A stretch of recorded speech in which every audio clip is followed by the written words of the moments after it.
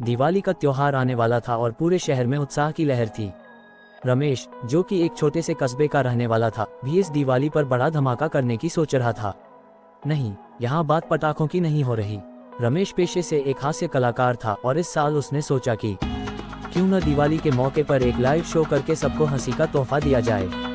रमेश की कॉमेडी का अंदाज बिल्कुल अलग था। वह अपने मजाकों में अपने कस्बे के लोगों और उनकी आदतों को लेकर ऐसे चुटकुले बनाता कि लोग पेट पकड़कर हंसने लगते।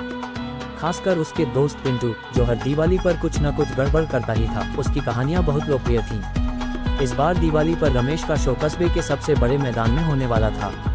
पोस्टर चिपक गए, अनाउंसमेंट हो गए और सबको पता चल गया कि इस बार की दिवाली का असली मजा तो रमेश के शो में आएगा। शो का नाम था दिवाली धमाका हंसी का पटाखा। रमेश ने सोचा कि क्यों न इस बार के शो में पिंटू की सबसे मजेदार कहानी सुनाई जाए। दरअसल पिछली दिवाली पर पिंटू ने पूरे मोहल्ले को हंसी का कारण बना दिया था। हुआ यूं कि पिंटू ने बाजार से एक बड़े से अनार का पटाखा खरीदा। उसने सबको बताया कि ये सबसे बड़ा और सबसे शानदार अनार है, जो उसने स्पेशल दिल्ली से मंगवाया है। मोहल्ले के सब लोग उसकी बातें सुनकर काफी उत्साहित हो गए और सोचने लगे कि इस बार तो पिंटू धमाल मचाने वाला है। दिवाली की रात आई और पूरा मोहल्ला पिंटू के घर के सामने जमा हो गया। सबकी निगाहें उस अनार पर थी जो पिंटू बड़े गर्व से अपने हाथ में पकड़े खड़ा था। उसने पटाखा जलाया और सब लोग सांस रोककर देखने लगे कि कब वो अनार आसमान में अपनी रोशनी बिखेरेगा। पर हुआ ये कि जैसे ही अनार जलाया गया, वो बस फुसफुस की आवाज करता रहा। ना कोई रोशनी, ना कोई धमाका। पूरा मोहल्ला कुछ सेकंड तक शांत रहा। फिर अचानक सब लोग हंसने लगे।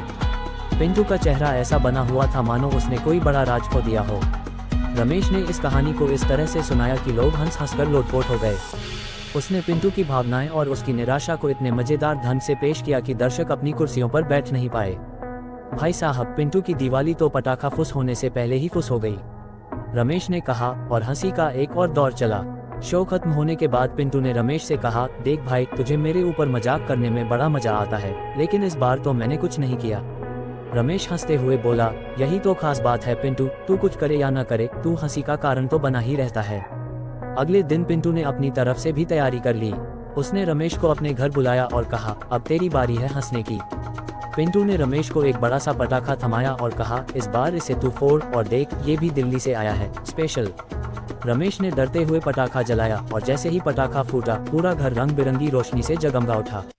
पिंटू ने हंसते हुए कहा, इस बार कोई फुस नहीं भाई, असली धमाका। उस दिन रमेश ने माना कि पिंटू चाहे जितनी भी बार फुस हो, उसकी एक अद्भुत क्षमता है सबको हंसाने की, और शायद यही उसकी असली ताकत थी।